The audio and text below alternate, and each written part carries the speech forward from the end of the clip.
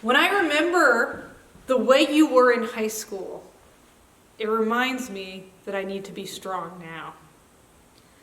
I was somewhat taken aback when my unlikely high school best friend Jessie, the captain of the Freehold Township High School cheerleading team, and now entertainment professional in Los Angeles, said those words to me. The memories that I have of high school are faded, or at the very least buried under layers of contemporary worries about keeping a small synagogue in Maine vital, and mothering two strong-willed, beautiful girls that are hungry for attention. But when she reminded me of them, I felt this flash of recognition, and so many elements of that period of my life came rushing back. The truth of the matter is, I don't remember my strength. I remember mentors and friends telling me to calm down, smooth the edges, and prepare myself for life's inevitable failures. Jessie and I were members of a youth politics organization called the Junior Statesmen of America, an organization for high school students committed to a life in politics. We both ran for high office in the organization. She lost her election when a completely unprepared boy decided to run against her as a joke. It was shocking because Jessie was, and is, popular, beautiful, hardworking, and deeply competent. I remember being completely aghast when the election results came in.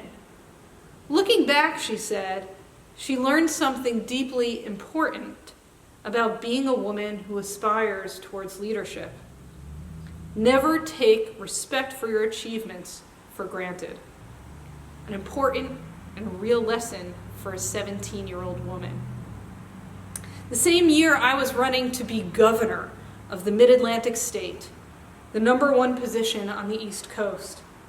My friends and my high school mentor, Mrs. Wallace, Zichrona Livracha, may her memory be for a blessing, sat me down a week before the election to have a difficult talk with me. Rachel, you have no chance of winning. Damien Cortese, a slick and charming boy I ran against, is popular, good-looking, and men like him always win elections.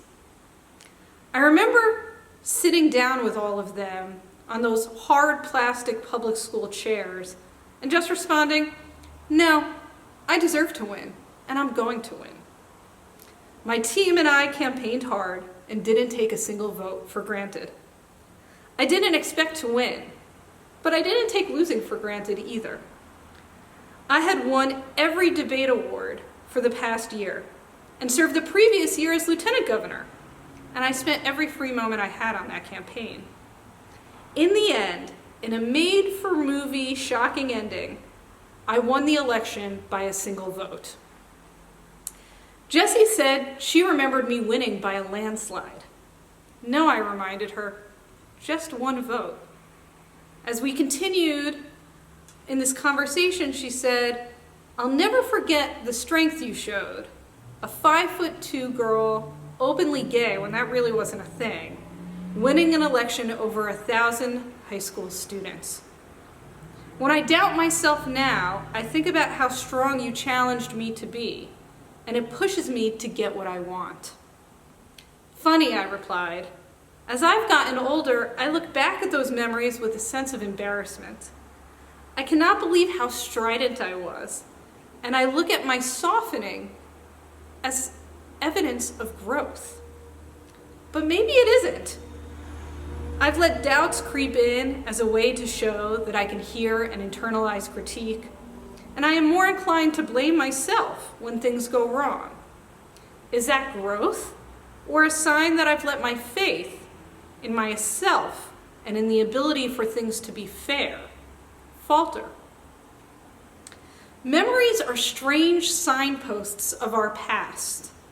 They can inspire us to feel a multitude of emotions and inspire us to be better people in the present and the future. They can also mire us in a sense of guilt or stuckness and make the present a state of mourning for what once was. The memory of who I was in high school is based on a single reality, but serves as a radically different touchstone for both Jesse and me. Looking back at those critical moments of the past can lead to divergent futures, making us better, worse, or both, depending on the moment. Zochreinu lechaim, melech hafetz chaim, utkotveinu lesefer hachaim, lemancha Elohim chaim. Remember us for life, King who loves life, and write us in the book of life, for your sake, living God. There are three main themes of the Rosh Hashanah Musaf prayers: sovereignty, memories, and shofarot. As we celebrate a new year, we should ask ourselves, why are we focusing on memory? If we are living in the present and preparing for the future, why should this be a day that also has us looking back? The Jewish tradition has a complicated, or at the very least non-linear, view of time. The Jewish theologian Franz Rosenzweig said that Jewish time is cyclical, revolving around the circular Jewish calendar each year. Each year begins with Rosh Hashanah and ends with Elul. But none of these festivals or months are ever identical.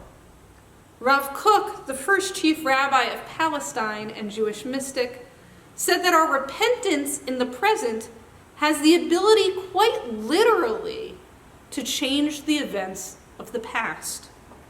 For Rav Kook, actual time travel is possible through repentance. The Jewish journey into the future always calls upon, resurrects, and can even transform key moments in our history.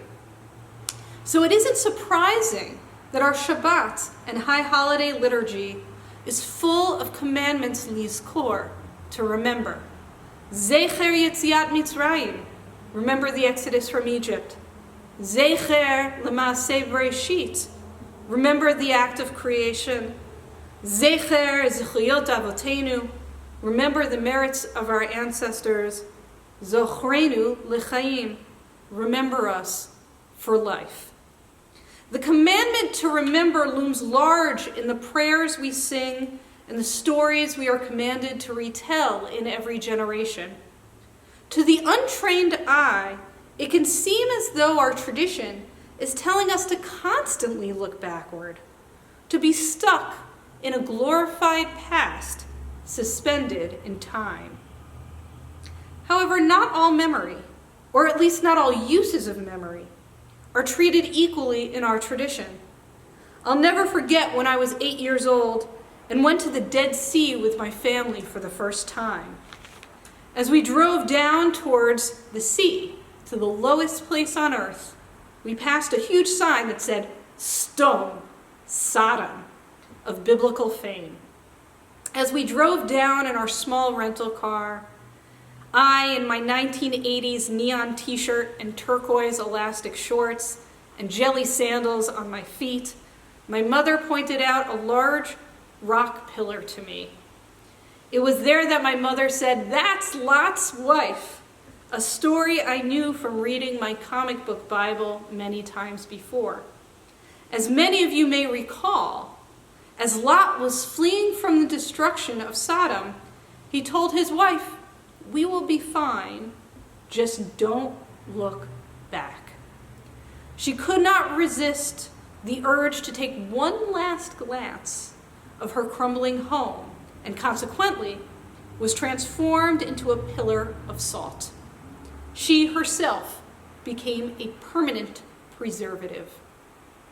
For a God that commands us so often to remember and venerate so many elements of our history, This was an extreme punishment. Why such a severe consequence? There are moments and places in time we should not revisit. The epochs and eras recalled that do not make us better. They immobilize us in some way and elicit parts of our being that draw us towards negative or unproductive choices. Another negative example of memory in the Bible comes during the Exodus, when our ancestors remembered a profoundly dishonest version of Egypt. Numbers 11:5-6. Zacharnu et hadaga asher nochal b'mitzrayim chinam et hakishuim ve'et ha'avatichim ve'et hachatzir ve'et habetzalim ve'et hashumim. We remember the fish that we used to eat in Egypt, the cucumbers, the melons, the leeks, the onions, and the garlic. Ve'ata nafshenu yavesha in kol bilti et haman einenu. Now our gullets are shriveled. There's nothing at all, nothing but this manna to look to. Dissatisfied with the free and abundant, yet monotonous food that God was providing them on the journey from Egypt to Israel, they concocted a version of the past that elevated a life of slavery over a precarious, arduous, yet nourishing journey towards freedom. In Egypt, we all ate these delicious foods, chinam, free. Of course, free here means without paying for it, not freely as in being a free people. Because of course the food was chinam. They didn't pay for it because they didn't have any money, because they were slaves that didn't earn wages. I doubt that they were eating luxurious meals overflowing with a variety of fresh fish and verdant vegetables. But I do believe that they were dependent on masters who made life simpler, more understandable, more predictable, and most importantly, did all of the above without demanding any real accountability. Our ancestors' desire for the knownness and stability of the past, I believe, inspired their next complaint, Ata nafshenu yavesha, which can be translated as, now our gullets are shriveled, or alternatively, now our souls are dried out. I think the latter reading in our context makes more sense. Their bodies may have been redeemed from the exploitation and daily beatings, but their souls were burdened and collapsing under their newfound freedom. They preferred the partial, ossified, exaggerated memories of the past to the imperfections and unpredictability of the present and future. Their souls preferred the stability and the lack of responsibility in slavery, and the glory of an imagined past to a future during which they would be held accountable and eventually would have to attain self-sufficiency. I think the difference between the things we are positively commanded to remember on this Rosh Hashanah and the damaging recollections of Lot's wife and the freed slaves is the difference between memory and nostalgia. It is the difference connected to how and why we recall the past and how we use the past in creating or not creating a dynamic and productive future. One of the best illustrations of this difference I have seen comes from the incredible HBO series The Watchmen, based on the Marvel comic of the same name.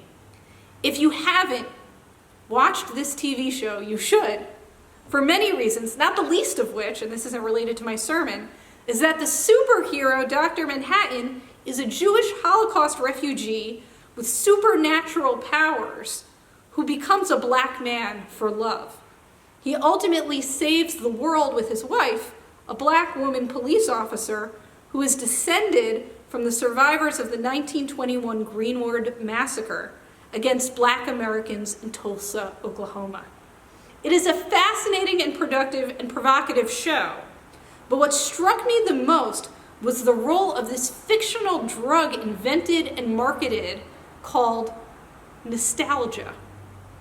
This drug was supposed to be a major success, and its inventor said that she hoped it would allow people to revisit their past, either to feel a sense of comfort as memories faded with age, or to empower everyone else to learn from their past and improve their future. However, in the end, this drug had to be pulled from the market and banned by the FDA because it turned out nostalgia was the most dangerous drug ever created. People began to overdose, reliving the past with no real purpose other than re-experiencing pain over and over and over again.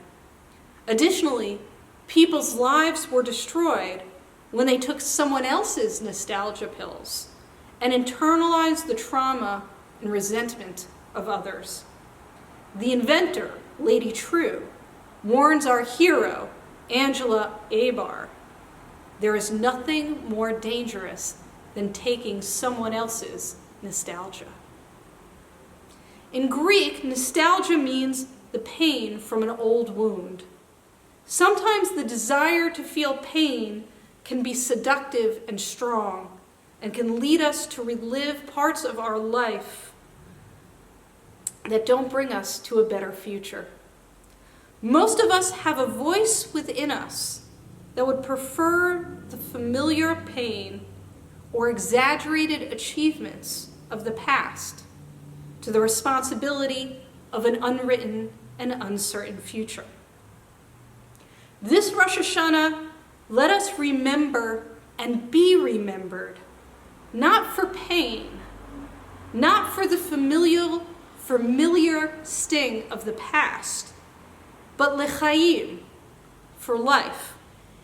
When we look back, let us do so with clear and honest eyes, knowing that everything that we grew up with probably was not as simple or kind as we remember, but also knowing that the wisdom garnered from experience and the merits of our greatest forebearers are treasures that we cannot afford to throw away. Today is the birthday of the world, a new beginning. Today is also a day of remembrance, a day of knowing that we are not starting from scratch and are accompanied on our path by our ancestors and by God. Today is also a day for hearing a call for justice, a call that is short, then broken and staccato, and ultimately stable and unending. Rosh Hashanah is all of these things at once, and at its core is a gift from Melech Chafetz B'chaim, a living God who loves life and wants us to keep on living. L'shana tova u'metuka, to a sweet and good new year.